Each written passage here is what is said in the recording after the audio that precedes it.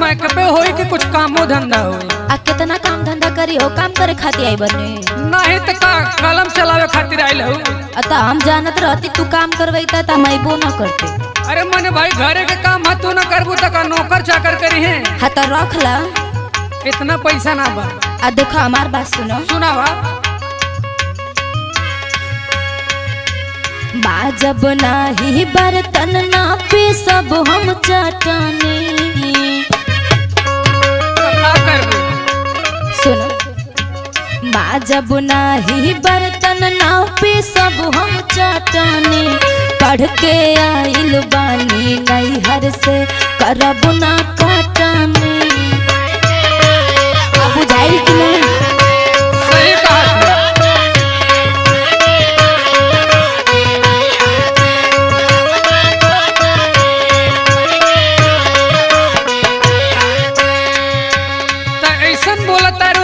हाँ हो, तू न करबू तो ऐसा लगता कि तुम्हारे बाबूजी ला के हम लोगन के खाए खातिर दे दी है। जवन कहे के बा हमके कमरे नहीं अरे मत जा। तो हाँ सुना। हाँ तो बोलो। खाए खातिर ला के दी है तो हर बाप नहीं खे। सुना का हो? खाए खातिर ला के दी हले तो हर बाप नहीं खे। हमहू पढ़ले बानी गोरी औंठा छाप नहीं खे। अकुल लोग माने हमने लोग ना पढ़ल लिखल है।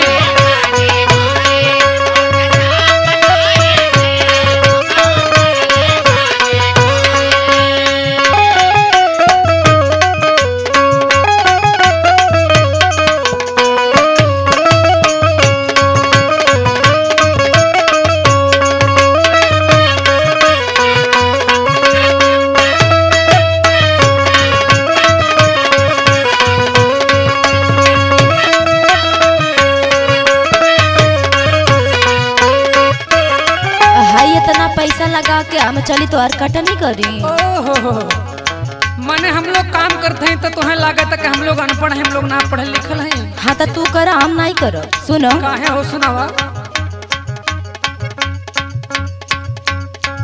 काके एक्सरसाइज दहिया कैले बानी फिट हो। अरे फिट ना कैले हो मोटापा। ढेर बोला तो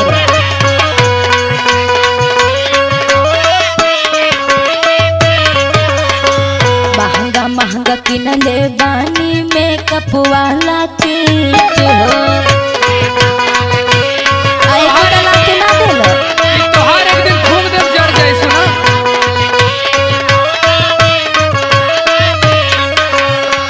काके एक्सरसाइज दहिया कैले बानी फिट हो। महंगा महंगा किनले बानी मेकअप वाला किट हो। सुनो होके जात रहली पुलिस एक नंबर से छाटने। होके जात रहली पुलिस एक नंबर से छाटने। पढ़ के आइल बानी नैहर से करब ना कटनी।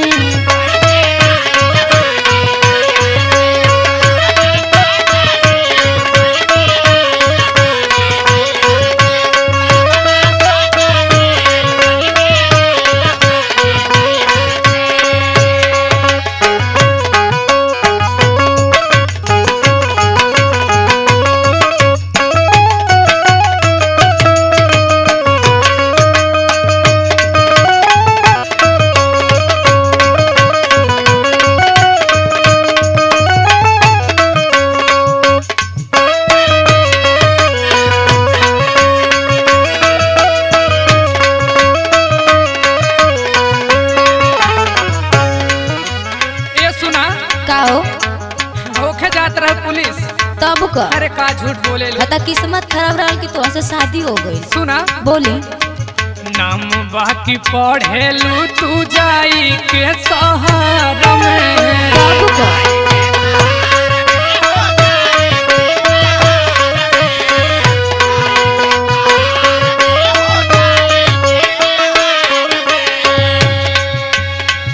कापी जांचवावत रहलू खिया रह।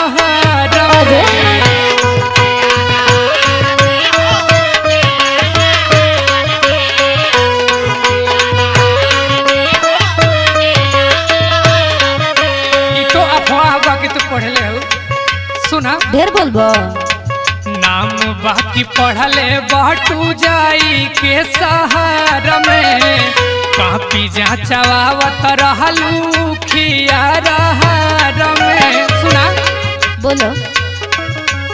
दुर्गा लाल जेपी से तू पाऊ बूढ़ा पनाई खे। अरे दुर्गा लाल जेपी से तू पाऊ बूढ़ा पनाई खे। हमहू पढ़ले बानी रानी औंठा छापनाई खे।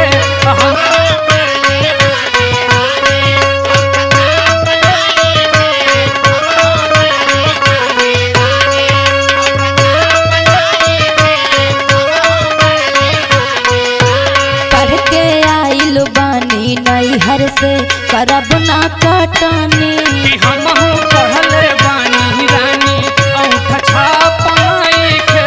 पढ़ के आइल बानी नैहर से करब ना कटनी। हमहू पढ़ले बानी रानी औंठा छापनाई खे।